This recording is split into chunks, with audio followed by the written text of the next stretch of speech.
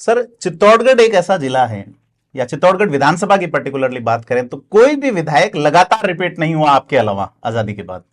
एक चुनाव हारे, फिर जीते, मारावल लक्ष्मण सिंह भी वहां से चुनाव लड़े, बड़े बड़े नेता लड़े, नरपत सिंह राजवी भी 2 चुनाव लड़े, लेकिन लगातार नहीं जीते हैं।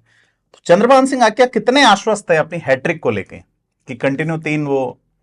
मैं तो कंटिन्यू आश्वस्त इसलिए हूँ कि मैं सुबह 4:45 उठता हूँ, रात को 12 बजे सोता हूँ जी। और 24 ही घंटे आम जनता के साथ रहता हूँ, उनके सुख दुख को बटोरता हूँ, सुख दुख में खड़ा रहता हूँ, हर काम में उनके साथ खड़ा रहता हूँ।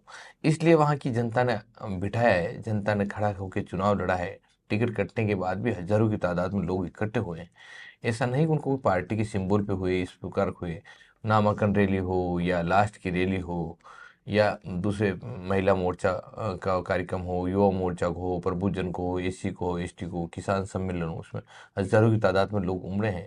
जब जनता चुनाव लड़ने लग जाती है तो कहीं कुछ लगने वाला नहीं है। और यहाँ का चुनाव जिस प्रकार उठा है, जिस प्रकार चुनाव लड़ा है, 100% जीत होगी, 110% जीत होगी। और दोनों नेशनल पार्टियां की जमानत की खत्म होने की पोजीशन में, और जी। नरपत सिंह जी राजवी की आप आज लिख लेना कागज पे, 100% जमानत जब्त होगी।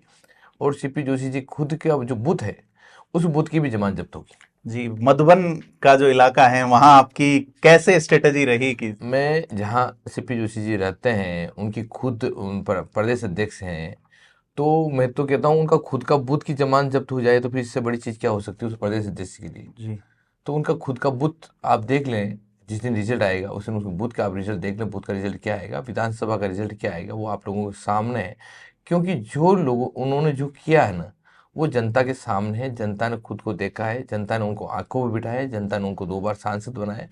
और चित्तौड़गढ़ की जनता के साथ जिस प्रकार का उन्होंने किया है, क्योंकि जनता ये चाह रही थी कि चंद्रभान जी को टिकट मिले, और उन्होंने जानबूझ के इस प्रकार की हरकत करी है कि बाहरी प्रत्याशी की बात करते हैं, वही बाहरी प्रत्याशी जब गोपाल सिंह येडवा वहाँ लोकसभा चुनाव लड़ने आए थे, जी। तो वो इस भाषण में कहते थे बाहरी प्रत्याशी को वोट नहीं देना है, बाहरी प्रत्याशी को बात नहीं करना है।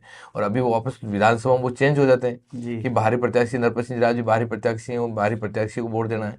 तो एक ही दो भाषा बोलना जनता के सामने। मूलतः वो एनएसयूआई के कैडर से आए हैं, आपकी यही अदावत है कि आप एबीवीपी से, भारतीय जनता पार्टी या संघ से रिलेटेड जो अनुषांगिक संगठन है विद्यार्थियों का, और सीपी जोशी एनएसयूआई में काम करते थे, वो क्या मामला था, आपकी क्या अदावत रही उस वक्त। सीपी जोशी जी शुरू से एनएसयू से जुड़े हुए थे, कॉलेज के वाइस प्रेसिडेंट एनएसयू से रहे हैं, कॉलेज के प्रेसिडेंट एनएसयू से रहे हैं, और लंबा टाइम एनएसयू में उन्होंने किया है। फिर बेरोशी जी शेखावत ने उनको पार्टी ज्वाइन करवाने के बाद वो पार्टी में आए, वरना शुरू से उनका बैकग्राउंड एनएसयू से रहा है, कांग्रेस से रहा है।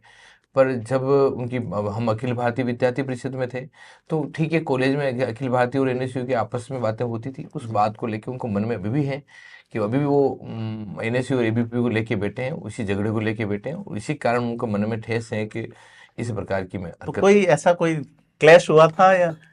नहीं, देखो, कोई भी संगठन अगर आपस में चुनाव लड़ते हैं तो लंबा टाइम वो रहता है। जी। और हम मेरे मन में ऐसा कुछ भी नहीं कि इस प्रकार का रहे, पर वो जो एनएसयू का काम करते थे उनके मन में ये ठेस थी कि अखिल भारतीय विद्यार्थी परिषद को जमा करनी है, खत्म करनी है। पर अखिल भारतीय विद्यार्थी परिषद वो संगठन है, देश की सेवा करता है, चुनाव नहीं लड़ता है, हर तरह का काम करता है। और अखिल भारतीय विद्यार्थी परिषद हम लोग जुड़े हुए हैं, बहुत बड़ा ग्रुप है और बहुत बड़ा काम है अखिल भारतीय विद्यार्थी परिषद का। तो उनको अध्यक्ष जी को समझने में अखिल भारतीय विद्यार्थी परिषद को भी समय लगेगा।